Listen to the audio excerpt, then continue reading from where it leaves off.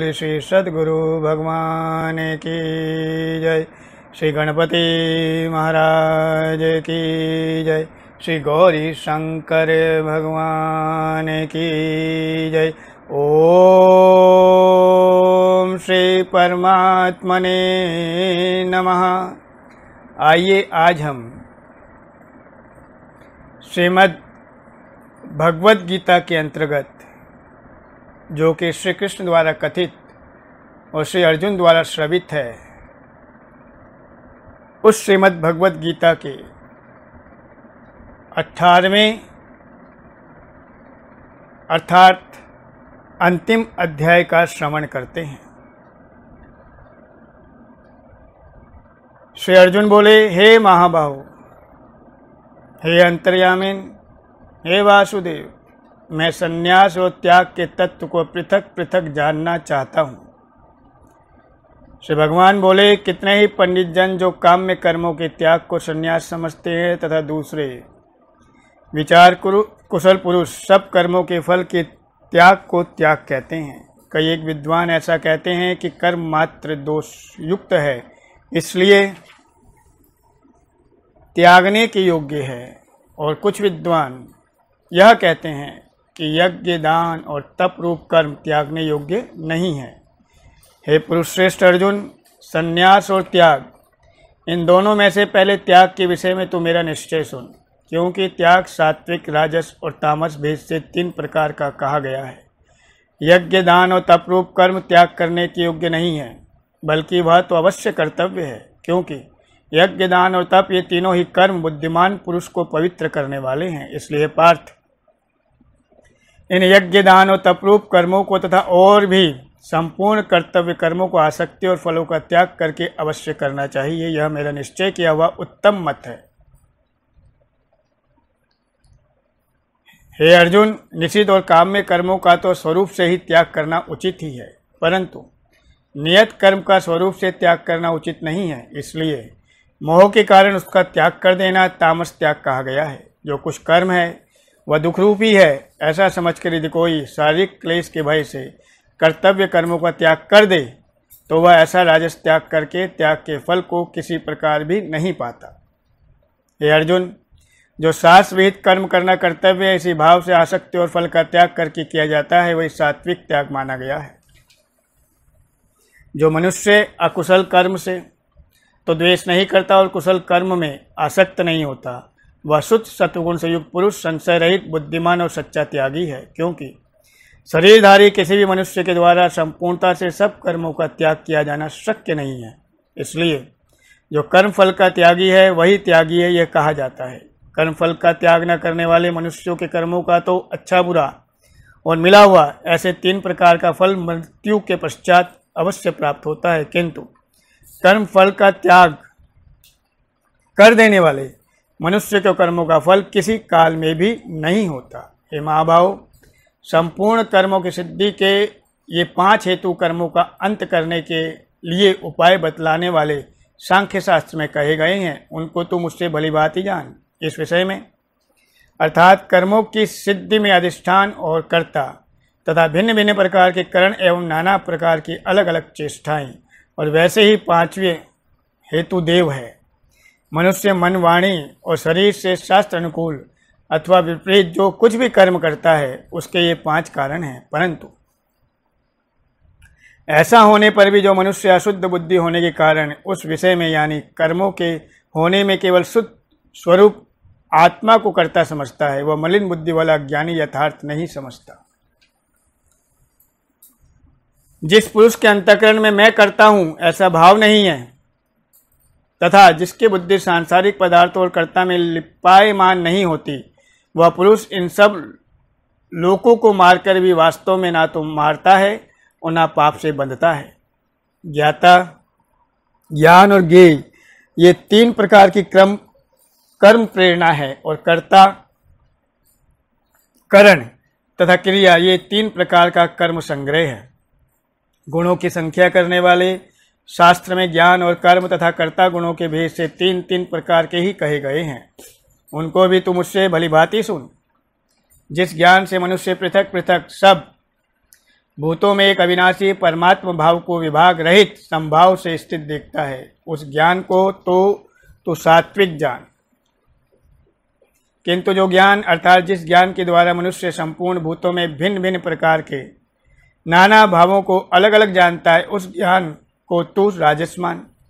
परंतु जो ज्ञान एक कार्य रूप शरीर में ही संपूर्ण के सदृश आसक्त है तथा जो बिना युक्ति वाला तात्विक अर्थ से रहित तो तुच्छ है, वह तामस कहा गया है।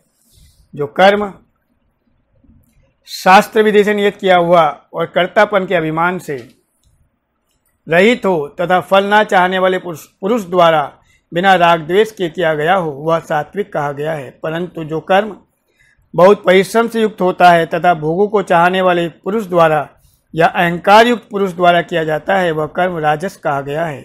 जो कर्म परिणाम, हानि, हिंसा और सामर्थ्य को न विचार कर केवल अज्ञान से आरंभ किया जाता है, वो तामस कहा गया है। जो कर्ता संग रहित अहंकार के वचन ना बोलने वाला, धैर्य और उत्साह से युक्त तथा कार्य के सिद्ध होने और ना होने में हर्ष शोकादि विकारों से रहित है, वह सात्विक कहा जाता है। जो कर्ता आसक्ति से युक्त, कर्मों के फल को चाहने वाला और लोभी है तथा दूसरों को कष्ट देने के स्वभाव वाला, अशुद्धाचारी और हर्ष शोक से लिप्त है, वह राजस कहा गया है। जो कर्तायुक्त, शिक्षा से रहित, घमंडी, धूर्त और दूसरों की जीविका का नाश करने वाला तथा शोक करने वाला, आलसी और दीर्घ सूत्री है, वह तामस कहा गया है। हे धनंजय, अब तू बुद्धि का और धृति का भी गुणों के अनुसार 3 प्रकार का भेद मेरे द्वारा संपूर्णता से विभाग पूर्वक कहा जाने वाला सुन।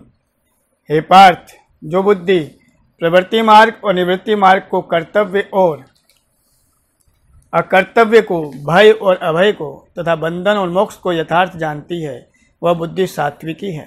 हे पार्थ, मनुष्य जिस बुद्धि के द्वारा धर्म और अधर्म को तथा कर्तव्य और कर्तव्य को भी यथार्थ नहीं जानता, वह बुद्धि राष्ट्रीय है। हे अर्जुन, जो तमोगुण से घिरी हुई बुद्धि अधर्म को भी यह धर्म है ऐसा मान लेती है तथा इसी प्रकार अन्य संपूर्ण पदार्थों को भी विपरीत मान लेती है, वह बुद्धि तामसी है। हे पार्थ, जिस अभिविचारणी धारणा शक्ति से मनुष्य ध्यान योग के द्वारा मन, प्राण और इंद्रियों की क्रियाओं को धारण करता है, वह धृति सात्विकी है। परंतु हे प्रथापुत्र अर्जुन, फल की इच्छा वाला मनुष्य जिस धारण शक्ति के द्वारा अत्यंत आसक्ति से धर्म, अर्थ और कामों को धारण करता है, वह धारण शक्ति राजसी है। हे पार्थ, दुष्ट बुद्धि वाला मनुष्य जिस धारण शक्ति के द्वारा निद्रा, भय, चिंता और दुख को तथा उन्मत्तता को भी नहीं छोड़ता अर्थात धारण किए रहता है, वो धारणा शक्ति तामसी है। हे बलश्रेष्ठ, अब 3 प्रकार के सुख को भी तुम मुझसे सुन। जिस सुख में साधक मनुष्य भजन, ध्यान और सेवादि के अभ्यास से रमण करता है, जिससे दुखों के अंत को प्राप्त हो जाता है, जो ऐसा सुख है वह आरंभ काल में यद्यपि विष के तुल्य प्रतीत होता है, परंतु परिणाम में अमृत के तुल्य है। इसलिए वह परमात्म विषयक बुद्धि के प्रसाद से उत्पन्न होने वाला सुख सात्विक कहा गया है। जो सुख विषम और इंद्रियों के संयोग से होता है, वह पहले भोग काल में अमृत के तुल्य प्रतीत होता है, पर परिणाम में विष के तुल्य है, इसलिए वह सुख राजस कहा गया है। जो सुख भोग काल में तथा परिणाम में भी आत्मा को मोहित करने वाला है, वह निद्रा, आलस्य और प्रमाद से उत्पन्न सुख तामस कहा गया है। पृथ्वी में या आकाश में अथवा देवताओं में तथा इनके सिवा और कहीं भी ऐसा कोई भी सत्व नहीं है जो प्रकृति से उत्पन्न इन 3 गुणों से रहित हो। हे परंतप, ब्राह्मण, क्षत्रिय, वैश्यों के तथा शूद्रों के कर्म स्वभाव से उत्पन्न गुणों द्वारा विभक्त किए गए हैं।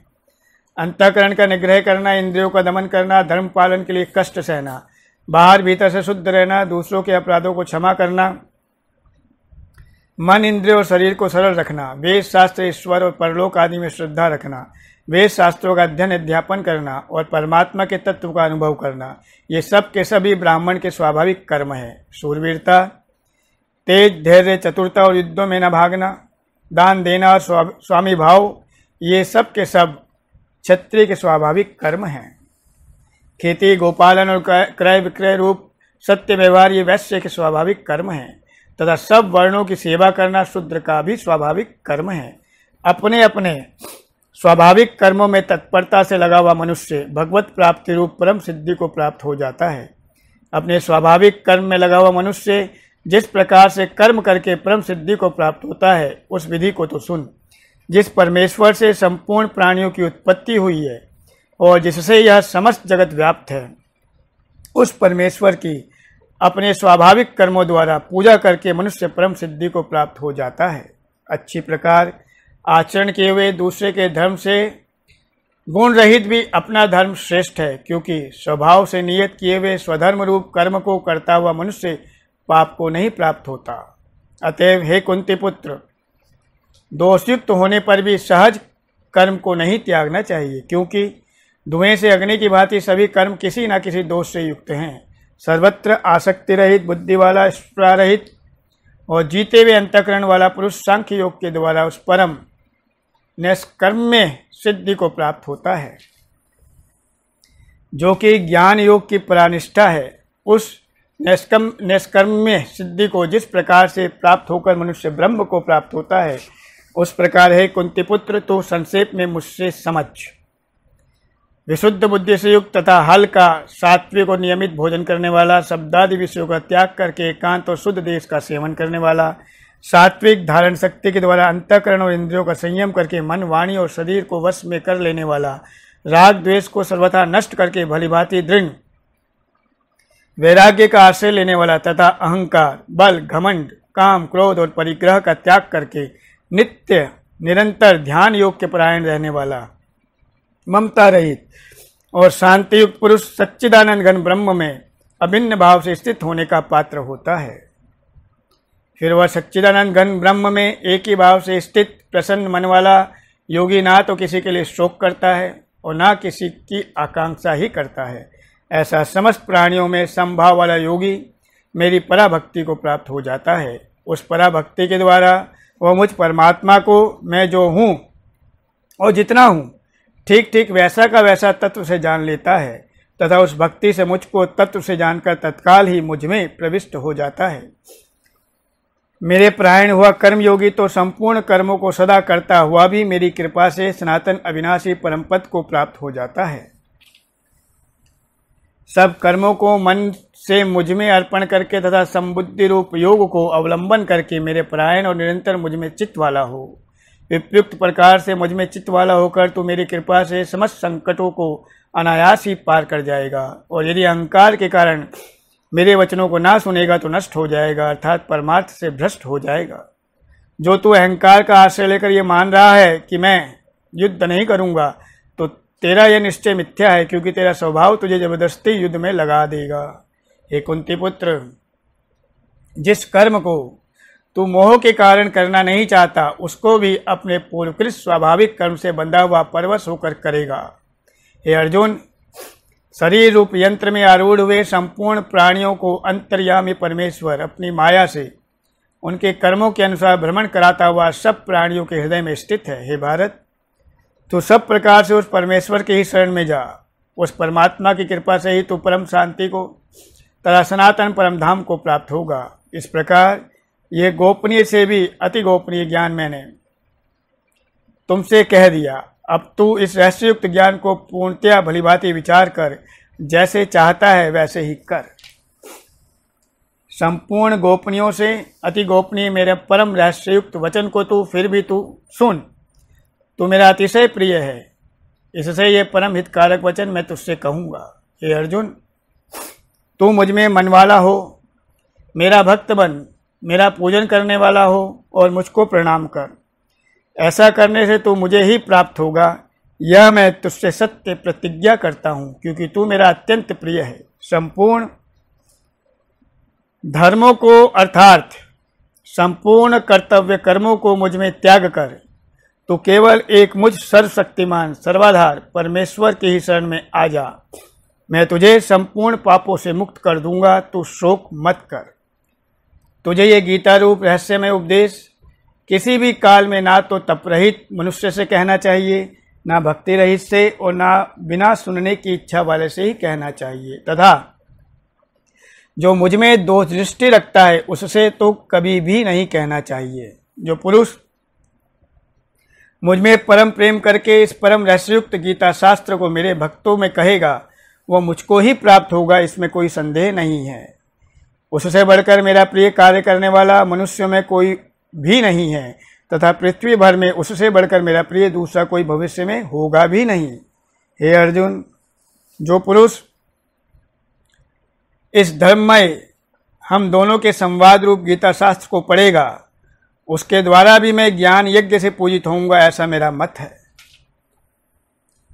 जो मनुष्य श्रद्धायुक्त और दोष दृष्टि से रहित होकर इस गीता शास्त्र का श्रवण भी करेगा वह भी पापों से मुक्त होकर उत्तम कर्म करने वालों के श्रेष्ठ लोगों को प्राप्त होगा।